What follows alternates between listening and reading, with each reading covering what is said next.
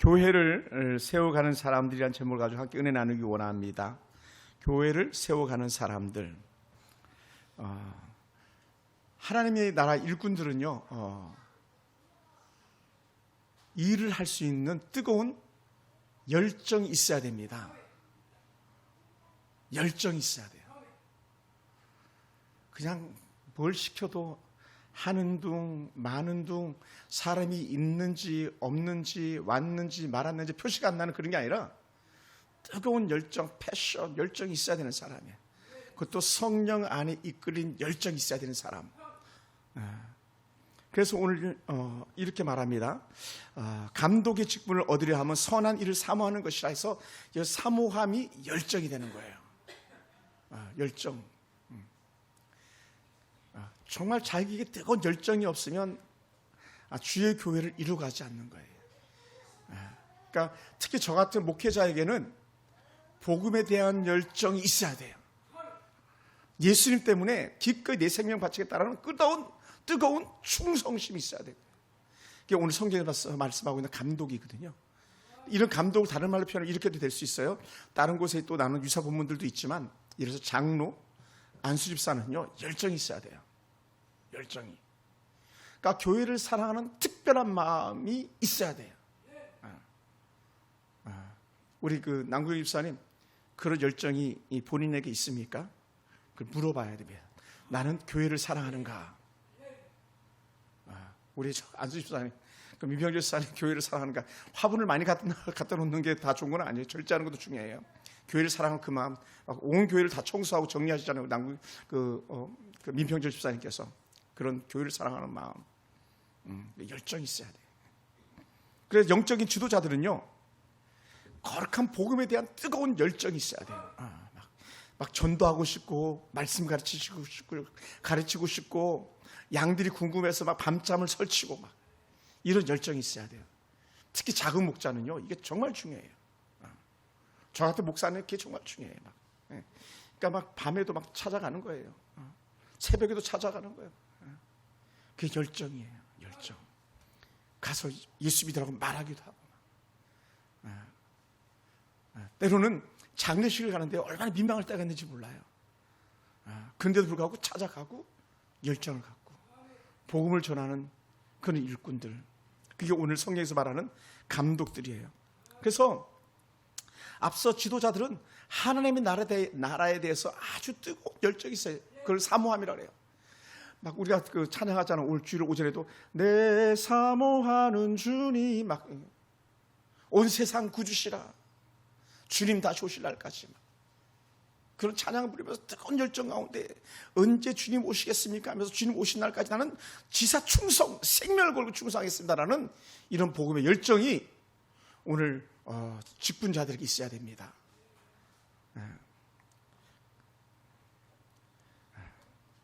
하나님 앞에 세워진 영적 리더들은요, 하나님 나라의 특권과 명성만을 원하는 게 아니에요.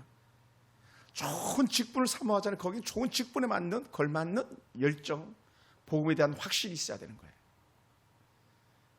아주 오래전에요, 1992-3년도 정도인데, 제가 군에서 이렇게 교사를 하는데, 전도사로서 아이들을 이렇게 섬기는데, 어느 한 집사님이 너무 교사를 하는데 불성실한 거예요.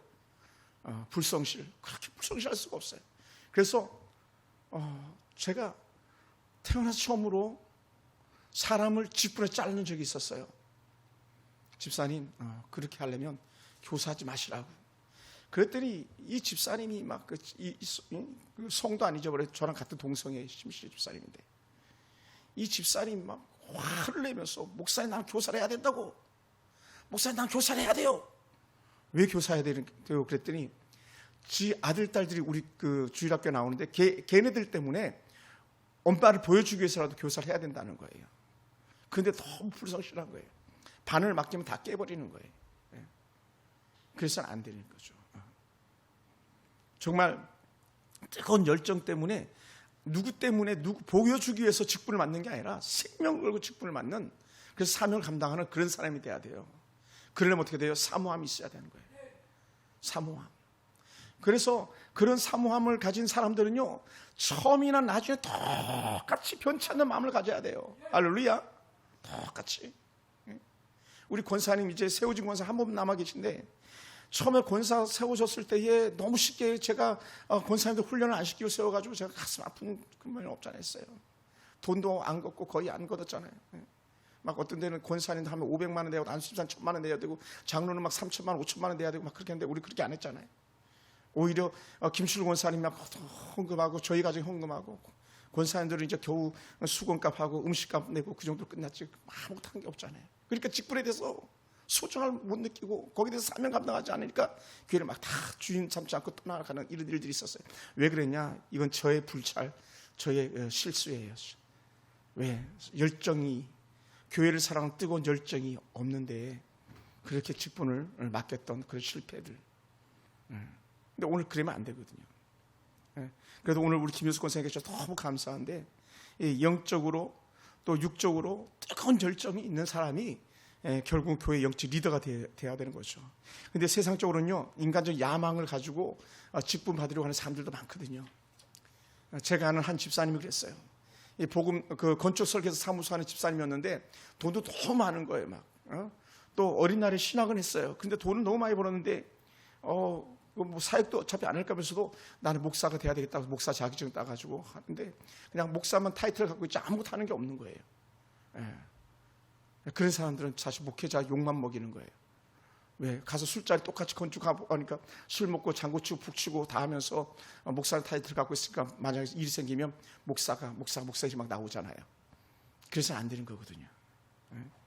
그래서 초대교회 때는요, 감독이 되는 것은 온전한 헌신과 철저한 자기 희생을 갖다가 요원했어요. 그러다 보니까 어떻게 돼요? 그 초대교회 7 집사님들이 세워졌잖아요. 사도행전에 보면 그 사람들이 칭찬과 명성을 듣는 사람, 성령으로 충만한 사람, 이 조건이었었어요.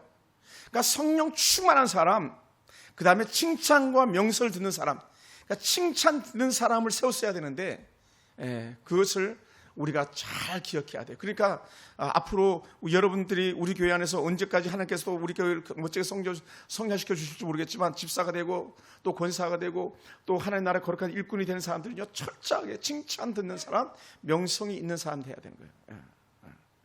철저하게. 그래서 하나님의 선한 일을 잘 감당할 수 있는 그런 사람, 철저히 교회 유익을 생각하는 사람들이 직분자로 쓰임 받아야 돼요. 저는 우리 서울 풍성교회 와가지고 이 설교 처음 하는 거예요. 사실은 7년 전에 이 설교를 했어야 되는데 이 설교를 안 했어요. 근데 왜 이 설교를 안 했냐면 예수님 만들고 다 이게 숨어 있었기 때문에 제가 안 했던 거예요. 처음 하는 거예요. 제가 우리 권사님 설교 처음 하는 거죠, 그죠? 처음 하는 거예요. 왜? 교회를 생각하면 막 제가 상암동 월드컵 경기장에서 얼마나 울었는지 몰라. 교회. 하나님 교회 다시 세워주세요. 교회 재건해 주세요. 한국교회 다시 살려주세요. 한국교회 젊은 이들 다시 회복시켜주세요. 막 하면서 울었는데, 그러다 보니 계속 교회 하다 보니까는 내가 디모데 전서를 한번 설교해야 되겠다 해가지고 오늘 작정하고 이 설교를 오래전부터 꿈꾸다가 오늘 하는 거예요. 영적 지도자는요, 철저히 자기가 검증되어져야 돼요. 은혜 가운데서 내가 하나님을 사랑하는가, 내가 하나님의 복음에 대한 열정이 있는가, 얼마나 중요한지 몰라요. 자칫하면 세워진 직분자들이 많은 사람들의 고통만 가중시키는 그런 사람들도 나올 수 있거든요. 직분 받으면 애매하잖아요. 뭐라고? 내가 권사인데, 내가 장로인데 하면서 막.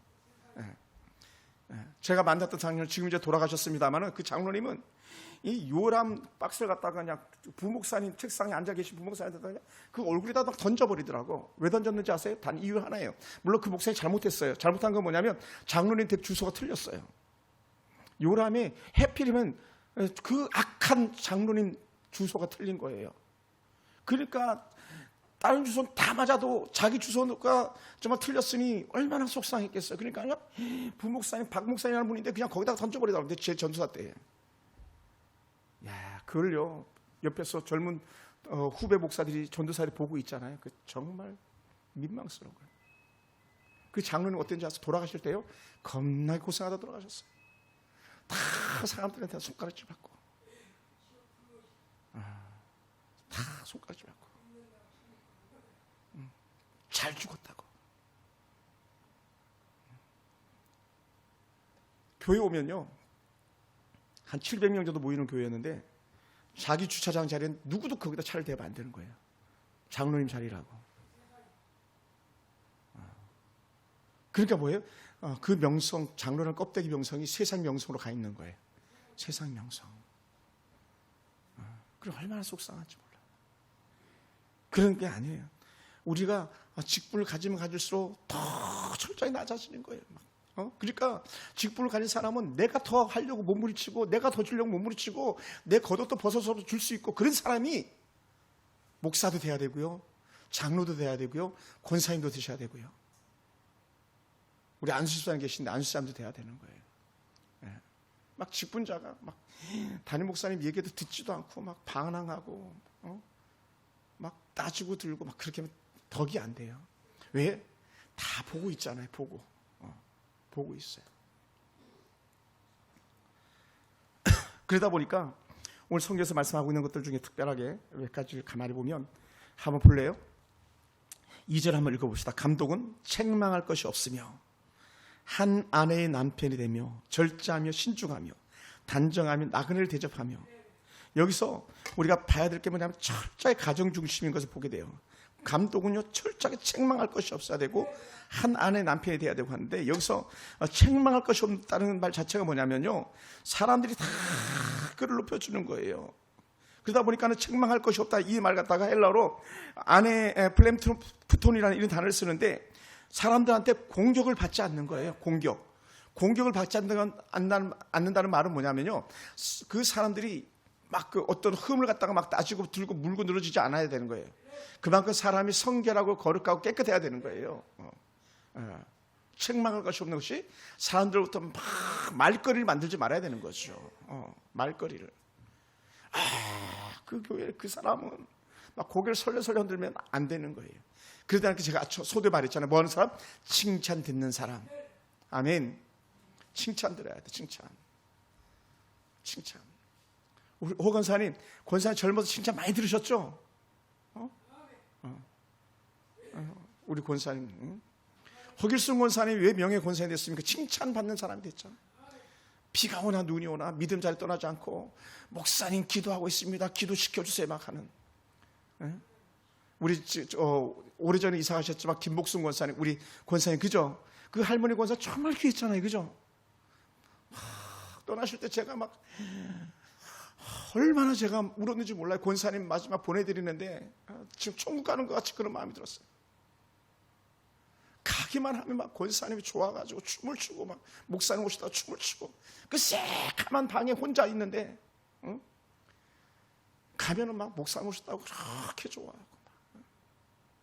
지난번에 우리 교회 그 참기름 보내주고 고춧가루 보내준 장로님, 나대로 장로님, 나대로 집사님 아버님 나정대 장로님, 나는 당신 교회 장로님도 목사님도 아닌데 막 목사님 우리 목사님 막 목사님 한 번도 아니야. 목사님 우리 목사님. 그러니까 전라도 분이 전 너무 좋아요. 그래서 막 호남 그 신앙이 너무 좋아 막. 그래서 김규사님 너무 좋아요. 나 김규사님 막 목사님 우리 목사님. 아이고 우리 목사님 어떻게 지내시는가이? 어떻게 지내시나이? 무슨 우리 목사님 하면서. 근데 그게요 그냥 입에서 끝나지 않고요 사랑의 표현이 오잖아요. 입에서 끝나지 않고 누가 칭찬 듣는 사람 앞에 하나님 앞에 칭찬 듣는 사람, 그런 사람이 돼야 되는 거예요.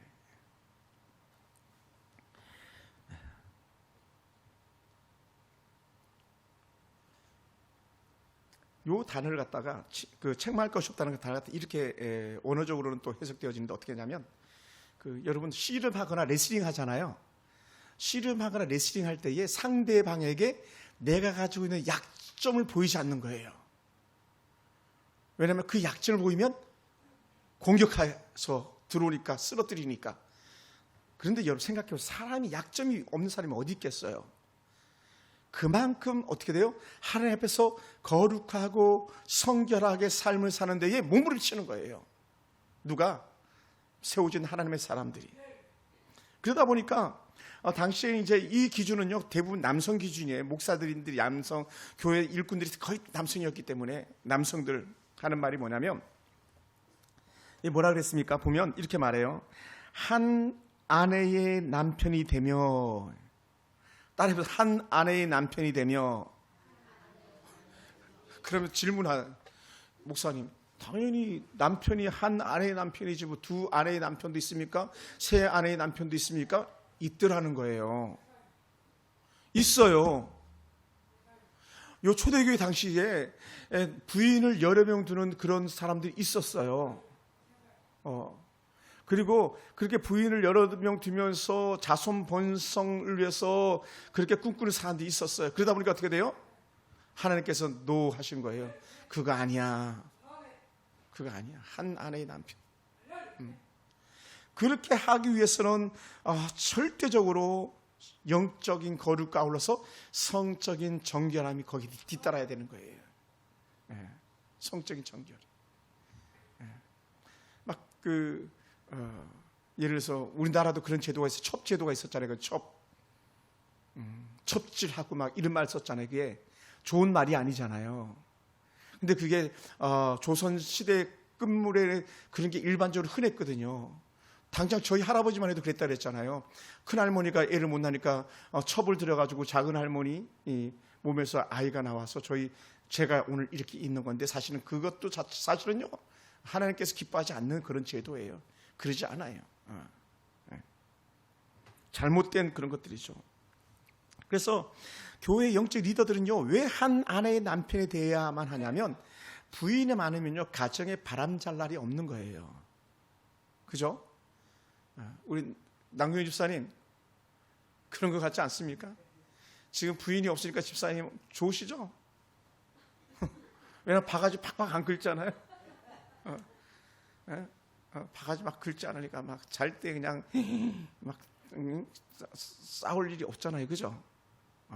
근데 왜 그러냐면요, 부인이 많으면 가정이 바람잘 날이 없기 때문에, 가정이 평안하지 않으면 교회를 돌볼 수가 없는 거예요. 교회를. 왜? 지금 목사님 집구석도 지금 관리가 안 되는데 교회가 지금 내가 눈에 들어옵니까? 막 이렇게 나오는 거죠. 그러니까 어떻게 돼요? 그런 사람 리더가 돼서는 안 되는 거예요. 절대로요.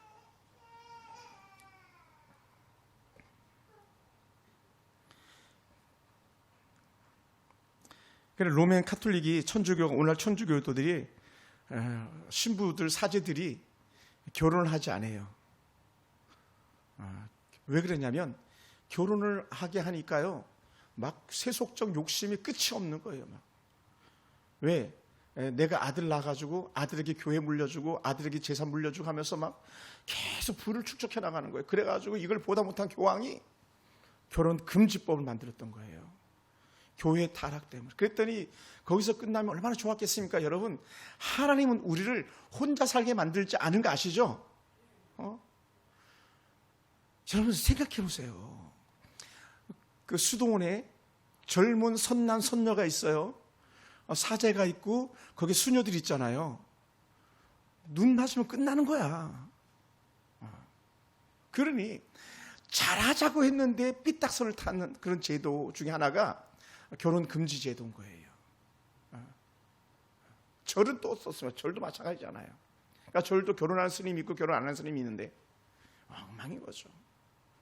그러니까 어떻게 하나님께서 우리에게 주시는 게 좋은 가정을 이루게 하신 것, 이게 큰 복 중의 복이에요. 그러니까 신부들은 결혼한 우리가 엄청 부러운 거예요. 엄청 부럽죠. 근데 어떻게 돼요? 우리들이 그 부러움의 대상이 되지만 욕심의 대상이 돼서는 안 되는 거죠. 욕심꾸러기가 돼서 안 되는. 감독들, 교회 세워진 집사님들, 장로님들 너무 귀한 거예요. 그래서 이 초대교회 당시에 왜 굳이 한 아내의 남편이 되며라고 했던 이유 중에 하나는 뭐냐면, 그만큼 음란이 도사리고 있었고 가정의 질서가 파괴된 그런 시대에 살았었기 때문에 그렇다는 거예요. 뭐 오늘날도 예외가 아닌 거죠, 사실은. 그래서 로마서 7장 2절과 3절에 이렇게 말합니다. 남편이 있는 여인이 그 남편의 생전에는 법으로 그에게 매인바 되나 만일 그 남편이 죽으면 남편의 법에서 벗어나느니라. 부인들도 마찬가지. 부인들도 한 남편의 아내가 돼야 돼요. 아내가 한 남편의 아내로서만 그 사명 감당해야 되는데, 만약에 남편이 돌아가시거나 부득불 이혼하는 경우가 있어요. 그죠? 이혼. 이혼한 경우는 다른 사람에게 시집 갈 수 있다고 법을 열어놓는 거예요. 왜? 시집 가야 음란의 죄를 범하지 않기 때문에. 왜냐하면 그 젊은 성욕적인 것을 갖다 이길 수 없기 때문에, 그러면 죄 짓지 말고 차라리 시집 가가지고 자유하라, 이렇게 얘기하는 거예요. 그것이 로마서 7장 2절과 3절에 말씀하고 있습니다. 그래서 7절 3절에 이렇게 말합니다. 만일 그 남편이 생전에 다른 남자에게 가면 음녀라. 그러나 만일 남편이 죽으면 그 법에서 자유롭게 되나니 다른 남자에게 갈지라도 음녀가 되지 아니하느니라. 그러니까 재혼한 그런 사람들을 우리가 잘 살도록 장려해주고, 재혼을 장려해준 것 중에 하나가 뭐냐면 죄가 틈타지 못하도록 하는 거예요. 죄가. 그러니까 너무 중요한 것들 중에 하나죠, 사실은. 오늘 이 세대가 가지고 있는 그런 연약함들 중에 하나가 뭐냐면, 너무나도 많은 가정들이 한 아내의 남편, 한 남편의 아내, 이 룰이 막 깨지기 때문에 무질서해지고 있는지도 모릅니다. 우리 이걸 이겨내야 됩니다. 그래서 고린도전서 7장 9절에서 사도 바울이 이렇게 말합니다. 만일 절제할 수 없거든 결혼하라. 조건이에요. 무조건 결혼하라는 게 아니라, 목사님 나는 혼자 사는 게 더 좋아. 그러면 혼자 살아야 돼. 우리 남규영 집사님처럼 혼자 사. 남규영 집사님 혼자 사는 게 더 좋죠? 진짜예요? 괜히 막 얘기하는 거예요. 양군사님 혼자 사는 게 더 좋아요? 아닌 것 같아. 엄마 시집 보내드려라. 근데 만약에 절제할 수 없거든, 조건이 붙는 거, 절제할 수 없거든. 우리 허길수 권사님 시집 보내드릴까요? 너무 좋아. 우리 장모님 같아. 장모님이 남자친구 소개해준다니까 너무 좋아하더라고. 막 너무너무 장모님이. 그런데요, 재밌는 게 뭔지 아세요? 장모님이 어른 유치원도 있잖아요. 노인들 방과 이렇게 막 하루 왔다 갔다 하는 유치원. 그 어른들 공부하는 데 있잖아요. 거기 갔더니 남자친구를 사귄 거야. 전 본 적은 없어요. 근데 중요한 게 뭐냐면, 우리 안사분이 저희 웃으시네. 엄마가 그 남자친구한테 용돈을 받았었다니까요. 용돈을. 그 남자친구 할아버지가 우리 장모님한테 용돈을 주는 거예요. 용돈을. 그런다고 같이 눈을 맞추겠습니까? 같이 뽀뽀를 하겠습니까? 같이 잠을 자겠습니까? 그냥 노인들 그 모이는 거기 가가지고 그냥 얼굴 보고 오는 게 끝인데도 불구하고 할아버지가 우리 장모님 좋아해가지고 그러니까 우리 장모님 너무 신나하는 거야, 막. 그러니까 평소에 올라와서 저희랑 잠깐 살 때도 장모님 남자친구 소개해드릴까 막 웃어요. 좋아가지고 막. 됐네 이 사람아, 내가 무슨 그 남자가 있나 하면서도 속으로는 막 좋아하시는 거예요. 남자친구 소개해준다니까. 저 허건사님 좋아하시듯이 지금 허글석 권사 좋아하시잖아요. 소개해드릴까요? 그랬더니 또 우리 권사님들이 또 보는 눈이 있어가지고 오태훈 집사님 같은 분 또 싫어하시더라고. 오태훈 집사님도 혼자 사는 분이라 젊은 연하라 좀 소개해드리려고 그랬더니 싫어해. 만약 그분이 좀 그 형편과 처지만 괜찮았으면 소개해드렸을 텐데 제가 소개 안 해드린 거예요. 왜냐면 갔다가 권사님들 개고생하니까. 근데 오늘 성경은 말하는 거예요. 야, 절제할 수 없거든 결혼하라. 정욕이 불같이 타는 것보다 결혼하는 것이 나으니라 했기 때문에. 정욕이 불같이 타는. 그러니까 막 옛날 얘기하잖아요. 제가 우리 권사님들한테 성경 공부하다 얘기했죠. 막 허벅지 찔러야 된다 그랬잖아요. 허벅지 찔러야 된다고. 혼자 사는 과부들이 막 못 참아가지고 그런다 그러죠. 그럼 어떻게 시집 가야 된다는 거죠. 그래서 우리나라 옛날 제도가 있었어요. 보쌈이라는 제도가 있었어요. 과부가 마음에 드는데 정상적으로 부인으로 취할 수 없기 때문에 잡혀가는 식으로 해가지고 보쌈해가지고 밤에 사람들 시켜서 푸대 이런 거에다가 씌워가지고 데려가는데 이미 그건 다 약속이 되어져 있는 그런 것이죠. 그만큼 사람들은 뭐라고요? 혼자 살게 만들지 않았다는 거예요. 하나님께서 결혼이란 좋은 제도를 주신 거죠. 그러니까 전도 잘 못하는 사람들은 재혼해서라도 우리 교회 남자가 좀 모자라니까 한 명씩 데려오시기 바랍니다. 절제 못하는 사람들은. 혹시 김옥자 성도님도 혼자 사세요? 신랑 있으세요? 혼자? 시집 보낼 사람 많네. 한 명 더 늘었네. 홍아처럼 실력자가 돼가지고 젊은 분 한 분 이렇게 탁 해가지고 그냥 양주엽 사님처럼 늘 있었으면 좋겠어요. 그래서 주신 게 뭐냐면 절제. 따라해봐. 절제. 예. 이 절제라는 단어는 네팔리온이라는 이런 단어를 쓰는데 이게 술에 취하지 않은 상태라는 거예요. 술에 취하지 않은. 술에 취하면요 절제가 안 되는 거잖아요. 그러니까 옛날 제가 선배님이 이렇게 저랑 같이 자체 때 할 때 선배님이 그랬어요. 술 얘기를 많이 하는데 술을 먹고 처음에는 사람이 술을 먹고 두 번째는 술이 술을 먹고 세 번째 술이 사람을 먹는다 그랬잖아요. 이게 절제되지 않는 거거든요. 절제되지 않는 거. 인사불성 이런 게 막 나오는 거잖아요. 그러니까 오늘 우리는요, 모든 것에 있어서 정신을 바짝 차리고 근신에 껴 있어야 되는 것 중에 하나가 뭐냐면 절제라는 것 때문에 그런 거예요. 절제. 그래서 이 절제는 아주 우리가 온전히 거룩함을 지키도록 만들어주는 거고, 우리가 아주 신중하게 매일의 삶을 갖다가 하나님을 향하여서 가고 있는데 이게 어그러지지 않게 되는 거예요. 아멘. 바로 그 길로 가게 된다. 절제. 이게 너무너무 중요한 거죠. 그래서 우리는 언제든지 하나님께서 기뻐하는 것 가운데 아주 철저하게 육신의 쾌락이 아닌 영혼의 즐거움을 따라 살아가는 사람이 돼야 된다는 거죠. 영혼의 즐거움. 영혼의 즐거움. 그러니까 그 영혼의 즐거움은 결국 뭡니까? 제가 늘 말씀하시는 한 단어, 성령의 충만함인 거죠. 성령 충만. 성령이 충만하면요, 분별력이 있는데 성령이 충만하지 않으면 분별력을 잃어버리니까 뭡니까? 절제를 상실해버리고 마는 거예요. 절제력. 그래서 우리는 성령이 충만해야 될 줄 믿습니다. 그리고 그러다 보니까 네 번째는 신중해야 된다는 거예요. 신중. 때로는 예전에는 근신하며 이렇게 표현했었어요. 근신을 다른 말로 해석하면 신중이 근신 이렇게 되는 건데, 이 말은 뭐냐면 차분하고 자제력을 갖는 그런 거예요. 절제하고 약간 다른 차이가 있는데, 차분한 요거 이제 제가 좀 많이 부족한 부분일 수 있어요. 차분하지 못한. 그러니까 여러분 때로는 차분한 그런 모습 갖게 달라고 저를 위해서 여러분들 기도해 주셔야 돼요. 내가 차분하지 않으면요, 여러분 다 망가지거든요. 막 사고 치고 돌아다니고 막 그렇게 해야 되는 거예요. 그러니까 리더들은요, 차분하게 필요해요. 그렇다고 열정이 없으라는 건 아니에요. 열정이 있음에도 불구하고 차분하게. 그 디도서에 보면 사도 바울이 디도에게 전하는 그 목회 서신인데, 오직 나그네를 대접하며 선행을 좋아하며 신중하며 의로우며 거룩하며 절제하며 했는데, 여기서 좋은 직분자를 세울 때 신중한, 근신하는 그런 의미를 또 다시 한번 썼습니다. 그것이 디도서 1장 8절에 있는 말씀이에요. 그러니까 차분한 사람. 그러니까 여러분, 그러니까 이 리더들은요, 문제가 막 커지잖아요. 그럼 어떻게 더 차분해야 돼요.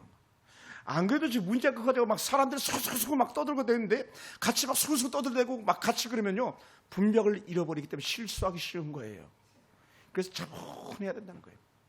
애들이 막 문제가 생겼을 때 막 떠들잖아요. 문제가 있는 것처럼 막 집이 다 날아갈 것처럼 얘기하잖아요. 그때는 엄마는요, 정돈된 마음을 가지고 천천히 말하고, 때로는요 한 걸음 뒤로 물러서 가지고 넓게 보는 거예요. 넓게. 그리고 자세히 보는 거예요. 그래야 문제를 해결할 수 있기 때문이거든요. 우리가 이것을 잃어버리기 쉬워요. 예전에 2018년도였나요? 2017년도나 혹은 18년도 정도였던 것 같은데, 제가 이스라엘 갔잖아요. 성지순례를 보내주셔서 갔다 왔잖아요. 근데 성지순례 때 어떤 일이 있었냐면, 함께 갔던 교회 권사님이 말을 안 듣고 마음대로 하다가 넘어졌는데 다리가 부러져 버리고 말았어요. 오래된 교회, 오래된 권사님인데 다리가 부러졌으니, 그것도 이스라엘까지 가가 다리가 부러졌으니 큰일이 난 거 아닙니까? 큰일이 난 거잖아요, 사실.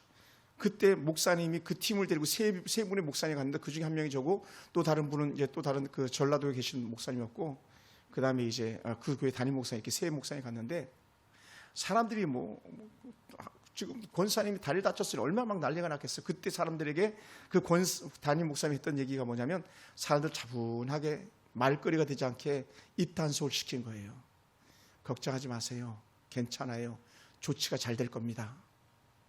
그리고는 그런 일이 생길 것을 생각해서였는지 모르겠지만 제 동기, 나보다 훨씬 더 연세 많은 그 형님 목사님 모시고 같이 갔었기 때문에 그분이 그 권사를 모시고 바로 아주 비싼 비행기 몇 배의 값을 주고 한국으로 와가지고 한국에서 다리를 수술했던 그런 적이 있었습니다. 그때 만약에 막 권사님 다쳤는데 막 담임 목사 마음은 어떻게 해서 어떡하지 막 같이 막 호들갑을 떨었다 생각해 보세요. 그럼요, 그 성지순례는요 그냥 파타나 버리고 마는 거예요. 이게 그런 예만이 아니라 가정에서도 얼마든지 일어날 수 있는 일이라는 거죠. 가정에서도. 그러니까 아이에게 문제가 생길 수도 있고요, 때로는 부모에게 문제가 생길 수 있고 남편이나 누구에게든지 문제가 생길 수 있을 때 그때 그걸 갖다가 막 그 빨래통에서 막 거품이라서 이걸 일깨우는 게 아니라 오히려 잠잠케 하는, 그게 뭐냐면 신중하게 하는 것이라는 거죠. 신중하게. 우리에게 그런 사람들이 필요해요. 그런 면에서 제가 볼 때 우리 그 김효수 권사님 참 신중하시죠? 권사는 신중한 것 같아요. 권사님이 막 들뜬 건 제가 본 적이 없는 것 같아요. 혹시 그 친구들 만나면 안 그래? 그 봐요, 신중. 그러니까 권사님은 우리에게 좋은 영적인 은혜 가운데서 브레이크 역할을 할 만한 그런 분이세요. 할렐루야. 그러면서 너무 귀한 분이세요. 너무 감사합니다. 우리 박수 한번 합시다. 우리 남구영 집사님 같은 경우는 교회 안에서 정말 함께 마차를 끌고 갈 때에 충분히 같이 끌고 갈 수 있는 그런 좋은 수고가 있는 그런 분이세요. 집사님을 어느 분이 집사님을 세웠는지 모르겠지만 집사님 잘 세우신 그런 집사님이세요. 아쉬움이 있다면 부인이 없는 게 그게 가장 큰 아쉬움이 있긴 하죠. 그럼에도 불구하고 그건 이제 집사님 영역이 아니었잖아요, 그죠? 그렇기 때문에 영역이 아니기 때문에 자유하시고 평안하시길 바라면서도 불구하고 그렇다면 어떻게 돼? 두 아들을 잘 양육하고 좋은 믿음의 배필들이 그 아들들에게 오기를 기도하시고 좋은 가정을 더 새롭게 세워가는 그런 영적인 모범을 보이시면 되는 거예요. 너무 귀한 거죠. 그래, 오늘 우리가 다 그랬으면 좋겠어요. 매사에 정확한 분별력, 판단력이 있는 리더들 그랬으면 좋겠어요. 그러니까 우리 나중에 집사님이 권사님 되고 집사님 권사님이 되잖아요. 그러면 신중하고 분별력이 있는 그런 분이 되셔야 돼. 그래야지 나를 도와줄 수 있지. 그래야 주의 일을 감당할 수 있지. 그죠? 감당할 수 있는 거예요.